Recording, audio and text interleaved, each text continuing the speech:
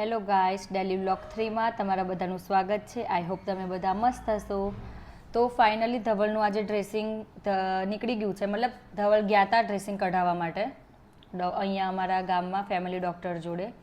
એવું કીધું હતું એ લોકોએ કે મતલબ ડૉક્ટરે એવું કીધું હતું કે તમે અહીંયા આવજો ડ્રેસિંગ કઢાવવા માટે. બટ અમારા લોકોને ધવલની જોબ ચાલુ થઈ જતી હતી, મતલબ સોમવાર સુધી છુટ્ટી હતી.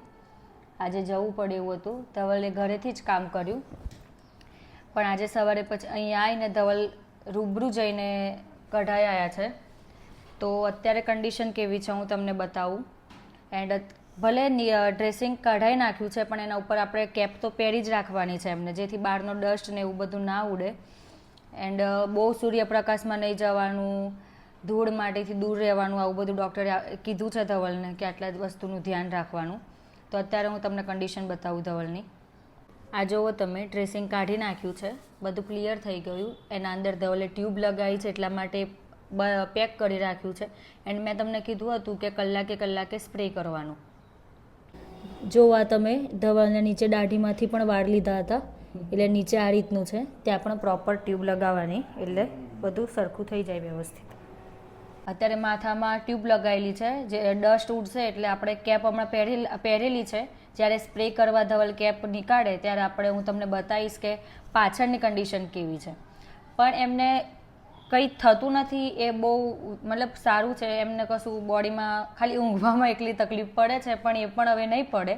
એન્ડ ટ્યુબ 2 ટાઈમ લગાવવાની છે, સવારે અને સાંજે.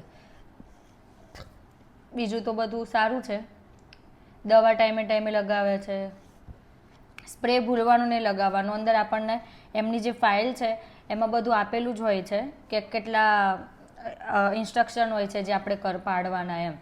તો એમાં બધું જ લખેલું છે કે સ્પ્રે કલાકે કરવાનું, આ નહીં ખાવાનું, પેલું નહીં ખાવાનું, આ નહીં કરવાનું, પેલું નહીં કરવાનું. તો હું તમને કલાક પછી બતાવું, જ્યારે ધવલ કેપ કાઢે ત્યારે સ્પ્રે કરે ત્યારે હું તમને બતાવું કે માથાની કન્ડિશન કેવી છે. કેમ છો બધા? તો અત્યારે વાગી ગયા છે 9 એન્ડ મેં તો જમી લીધું. ભીંડાનું શાક, રોટલી, વઘારેલા ભાત. તો હું તમને બતાવું, આપણે વાત થઈ હતી કે હું ધવલનું તમને ડ્રેસિંગ કાઢ્યા પછીનું કઈ સિચ્યુએશન છે કે ત્યાં કઈ રીતનું છે હું તમને બતાવીશ. તો હું તમને બતાવું કે ધવલના પાછળના ભાગમાં કઈ રીતનું થયું છે. તો જુઓ તમે, ડ્રેસિંગ કઢાયા પછી પાછળ આ ટ્યુબ લગાવવાની, એ ટ્યુબ લગાવી છે ધવલે. એન્ડ આ રીતનું પાછળની પ્રોસેસ છે. અત્યારે કન્ડિશન આવી છે ધવલની. ધવલ ઘરે બેસીને જ કામ કરે છે એમનું બધું. તો આજે ડે 3 છે. ઉપરના ભાગમાં જે જગ્યાએ પ્રોસેસ થઈ છે એ ભાગમાં આ રીતે ડે 3નું છે. આ આગળના અને આ પાછળના આ રીતે. અને આ જે છે એ લોહી નથી નીકળ્યું, પણ ત્યાં કેવું કે હાથ ના ફેરવાય. એટલે ફર્સ્ટ દિવસે જે દિવસે પ્રોસેસ થઈ અને એના પછી જે ધવલને પેલો સ્પ્રે લગાવવાનો આપ્યો છે એના લીધે થોડું નીકળે છે એવું, બાકી બહુ ખાસ છે નહીં. ધવલ આજે પેઇન થાય છે? થોડું બી નહીં? ખાવામાં કેવું તેવું, જો ખાવાનું ખાવ તો મોઢું હલાવો તો કંઈ નહીં? ઓકે. એન્ડ થોડું 2 મિનિટ અહીંયા સામે જુઓ તમારા. આ એમ તમને જે મોઢા પર સોજો દેખાય છે ને, એ નોર્મલ સોજો, એ બધાને જ આવે છે. અને ફાઇલમાં પણ એ લોકોએ લખેલું જ હોય છે. એટલે એવું એ કીધું છે ડૉક્ટરે કે સોજો આવે તો કોઈ ચિંતા ના કરવી, એવું તમને કીધું તું? ઓકે.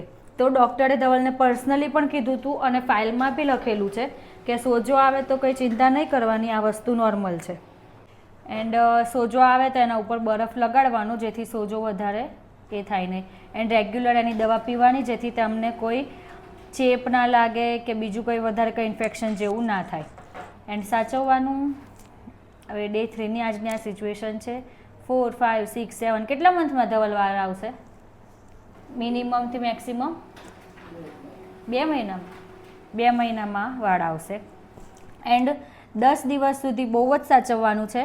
આમ તો મહિના 3-4 મહિના સુધી પ્રોપર સાચવવાનું, પણ 10 દિવસ વધારે સાચવવાનું કે ક્યાંય નીકળવાનું નહીં એવું. એટલે ધવલ ઘરે બેસીને જ ધવલ બધું એમનું કામ કરે છે ઓફિસનું.